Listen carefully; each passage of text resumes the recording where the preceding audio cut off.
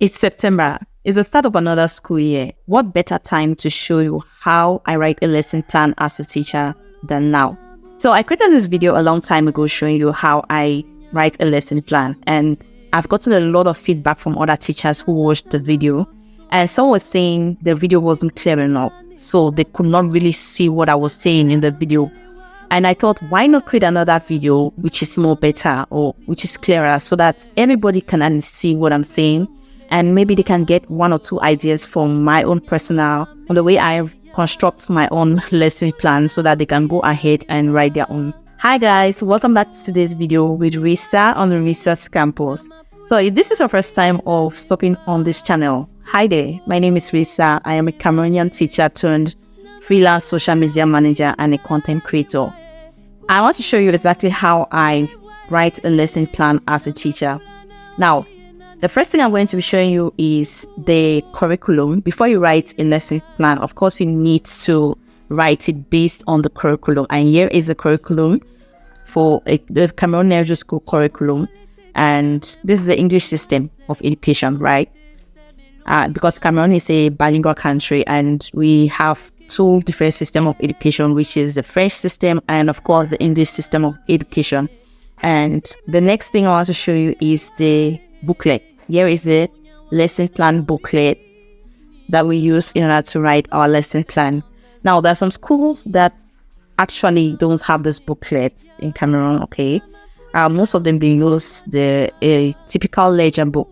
So, but the school that I teach in has this booklet, gives all the teachers this booklet, and it made it so easy for us to write the lesson plan. The next thing is this little book, an exercise book, where it's always inside the lesson plan, because every time you write a lesson plan, you need to go give it to the director of the school or the head teacher of the school so that can go through it, or he or she can go through it, and then they'll know exactly what is happening in each classroom, right? What you're teaching as a teacher in each classroom.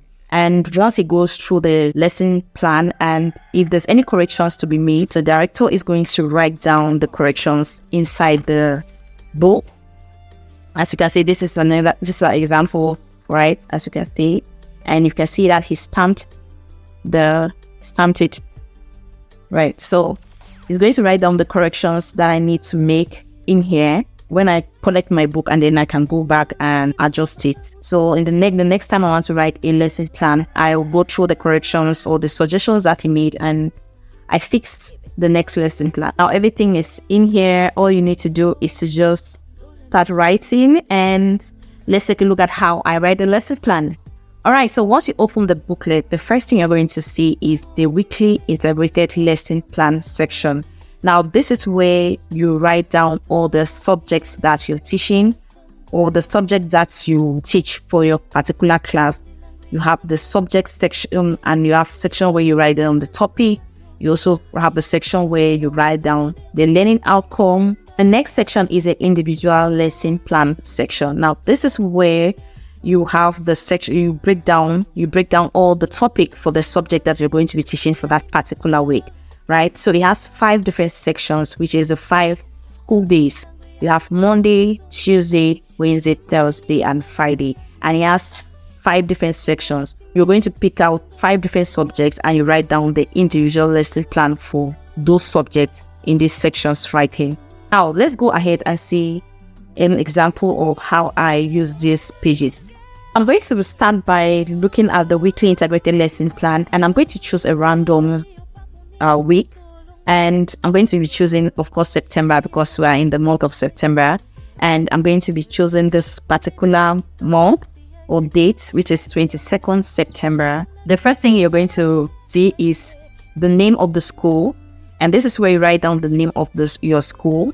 And the next is a level. This is where you write down the level that you teach, right? If you teach primary, maybe level 2 or level 3, level 1, so you write down it there. But I teach in the nursery level, so you have the nursery there. And the next is a class, right? So you write down your class right here.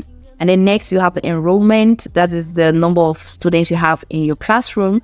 And next is the average age, which is for pre-nursery is 2+ years, right? So that's the average age for the kids. go down now to the section where we're going to write down all of the subjects that we're going to be teaching, and also it has section for the dates, right? That is a date that you're going to be teaching the subject, or the days. You can write down the days as well as the date. And then next is a topic for that particular subject. That's the topic that you're going to be teaching for that week. And then next is a teachable unit. This is basically like the subtopic for that topic, right? For example, you can see the first one, the subject is mathematics and the topic is numbers. And the teachable unit, which is like the subtopic under that number or under our topic, is identifying and counting of numbers from 1 to 5. So that is a subtopic for that particular topic. And then we go now to the next, which is a learning outcome. Now, this is where you write down what you expect from the kids after they are done, or after you're done teaching them that particular topic or the subtopic. Now, the learning outcome here is, by the end of the week, kids should be able to count and identify numbers from 1 to 5. So after teaching this particular subtopic, which is identifying and counting of numbers from 1 to 5, at the end of the week, I expect the kids to be able to count and identify, of course, because I'm teaching them how to count and identify numbers. So I expect them to be able to count and identify numbers from 1 to 5. Now, the next thing is, what material are you going to be using to teach that particular topic, the subtopic? Now, this is where you write down the didactic material or the resources that you're going to be using. And what I'm going to be using is chalkboard and flashcards to teach, all right? Since I'm teaching nursery, of course, I'm going to be using flashcards. And you can create like a little flashcards, use your maybe papers to create flashcards and maybe write it down and make it playful, all right? You can use songs to even teach, right? We're going to be seeing that in the individual lesson. Let's go to the next subject, which is reading. And on the reading, you can write down the days that you're going to be teaching that particular subject or the topic. Now, if you look closely, you can see I wrote Monday to Thursday. Now, because I'm teaching nursery, this particular subject, math, reading, and writing doesn't really change, right? Because you have to, it's a nursery school, so they take their time to try to assimilate this particular subject, because this is the most important subject, math, reading, and writing, right? So we'll take like maybe 3 days or even more, depending on how the kids they easily assimilate the topic.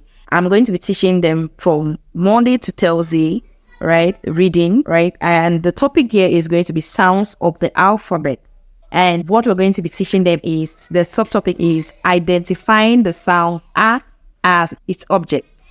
So that is what we're going to be expecting, or that is the subtopic that we're going to be teaching the students. Next is the learning outcome.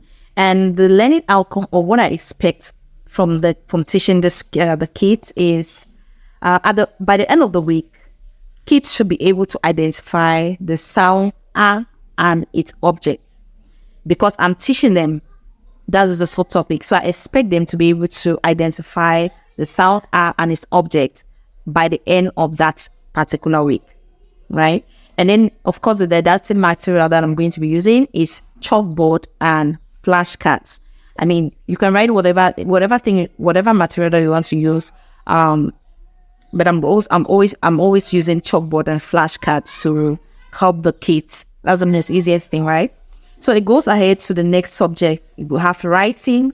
The topic is pre-letter formation, and the subtopic here is writing a circle. So we're going to be showing kids how to draw a circle or how to write a circle. That's the learning outcome, is by the end of the week, the kids should be able to write a circle. Since they're still pre-nursery, I mean, this is September 22nd, so it has already gone far. The first thing that they need to learn how to do is, of course, scribbling. And after that, we can go now to maybe circle. I'm sure 27th of September, by that time, all of them already know how to scribble. Even not all of the students, but at least a majority of the students know how to scribble. And we're also going to be using the didactic material we're going to be using chalkboard and, of course, armboards, right? Pre-nursery, they always have armboards. They come with an armboard. So we also use the chalkboards to teach, and also the armboards. So it goes now to the next subject, which is sensory and PE. The topic here is colors, and the subtopic is identifying the red color. It's the same thing for all the other subjects, right? So you just follow through with the curriculum, right? Everything that we write here, of course, you have to go through your curriculum and be able to write down your lesson plan. All right, next, let's go down to the individual lesson plan. Now, this is the section where we're going to go in depth to show exactly how we're going to teach that particular topic. As I said, the most important subject is for nursery is mathematics, reading, and writing. Now, all other subjects are important, but these three subjects, we emphasize on them more. Every time I'm writing lesson plan, I always make sure to write lesson plan for these three subjects.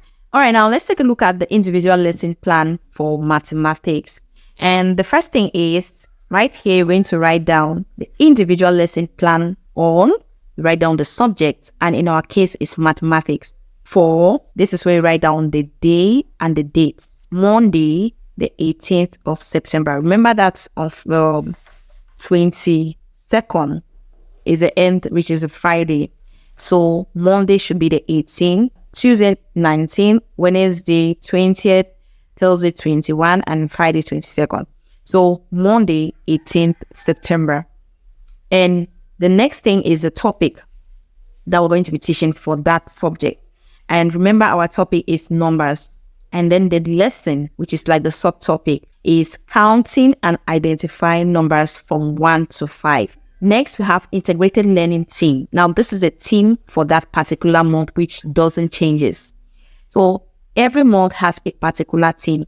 And for the month of September, the theme is the school. So for the rest of September, every time you're writing the lesson plan for the month of September, the theme doesn't change. The theme remains the same. Next is a domain. Now, the domain for mathematics is science and technology. Now, if you're teaching nursery, this is one of the things that is a must. You need to know the domain for the subjects that you're teaching. Now, the domain for mathematics is science and technology. So this is where you write down the domain here. And next, we go now to the national core skills to be developed. Now, what type of skills do you think the kids will be able to develop from learning this particular subject or topic that you're teaching them, right? So the skill that kids can develop here, I wrote lifelong learning, because they're always going to use counting, whether it's counting numbers, counting houses, counting money, whatever thing. Counting is a lifelong learning skill. All right, next is the envisage project. Now, which project or which practical project can the kids actually create from the particular theme of that month? Now, the curriculum states that for each theme of the month, kids should be able to come out with a physical, or they should be able to develop some kind of projects, all right, physical stuff from learning that particular theme of that month. And for example, let's say the school, this is our theme of the month. In my research project, I said the care of the school compound. An example could be creating like a dustbin, right? That's a physical project. You can create like a dustbin, maybe use cartons to paper or just something. Just create a dustbin and put it in your classroom. Every time the kids litter, they want to throw dirt, they can go and put the dirt in that dustbin. So that is a project. They have actually created something from that theme of month, right? So that's another way they can take care of their classroom, by creating a project or physical stuff. Develop something physical like the trash can, which is going to help them to make sure their compound or their classroom is clean. All right, next is expected outcome. What's the outcome you expect from teaching these kids this topic? Now, the expected outcome here is, after presenting, observing, and demonstrating. Presenting through, I'm writing on the chalkboard, since it's mathematics, and then the kids are going to observe what I'm writing, and then demonstrating is maybe I use songs or maybe some kind of playful stuff to introduce a topic. By the end of the lesson, kids should be able to count and identify numbers 1 to 5. So that is the expected outcome. All right, next is the previous knowledge. Now let's say, for example, since we're counting numbers, we're identifying and counting numbers from 1 to 5. So let's say in the past lesson, you taught them how to count and identify numbers from 1 to 3. So right here, you can, on the previous knowledge, you can write, kids can count and identify numbers from 1 to 3. So that can be a previous knowledge. Now, if in case you have never taught them anything on this particular subject, you can just write kids can sing, like what I wrote here. And then next is the reference. Where are you referencing the whole of this year lesson plan from? And I say the new curriculum. This is a curriculum that we've seen, following the new curriculum. And then right at the far right corner here, you can see the section where you have the school, where you write down the name of the school, class, the number of students in your class, there's the enrollment, and then you have the average age and the time that you're going to use to teach this subject. So as you can see, I wrote 30 minutes. I mean, when you're teaching nursery school, because the kids get tired a lot, so they get tired fast. Now we'll go down now to this section. This is where we're going to break down the lesson plan and write down our presentation and everything that we're going to be teaching. Now, this is grouped or categorized into 5 different sections. You have the stages section, you have content, you have facilitating activities, which is the teacher's activities or facilitators activity. You have learners activities, that's the activities of the kids, and of course the teaching material, the material that you're going to be using to teach. Let's start with the stages. Now the stages is grouped into 3. You have the introduction, presentation, and evaluation. The first stage is the introduction stage. We now write the contents. How are you going to introduce the subject to the kids? And we start, since it's a nursery school, we start by singing. Start singing to make the kids comfortable. So the introduction stage content is singing. So I'm going to write down, these are songs that I've written down here. So you can just write down a few songs here. Facilitators activities, which is the teacher's activities. So what is the teacher doing? What is the activity that the teacher is doing in this introduction stage? Now the teacher is intuning the song for the kids to sing. So intune song for kids to sing. Next is the learner's activities. What happened at this introduction stage? The kids sing. What material are we using to introduce the stage? For the introduction stage, we're using our voice, right? Because we are singing. And next, we're going now to the presentation stage. Now, this is where you go down and actually present how you're going to teach the kids this particular topic. And as you can see, since we're writing and we're identifying numbers from 1 to 5, I write down numbers from 1 to 5. I put it in a flashcard. And then I go now to break down how I'm going to start teaching the kids. And the first thing is, when I present this flashcard or I write these numbers on the board, so what can they see? What can you see? That's the first question I'm going to ask. And then I go now to ask other questions, right? What colors can you see? So let's say I write these numbers using different colors, different flashcards with different colors, right? It's another way for them to also identify colors while also identifying numbers. So you use other activities based on what you've already taught them, maybe your previous lessons. Let's say you have taught them colors before, and you have taught them red color, right? We introduce maybe a flashcard with a red color here.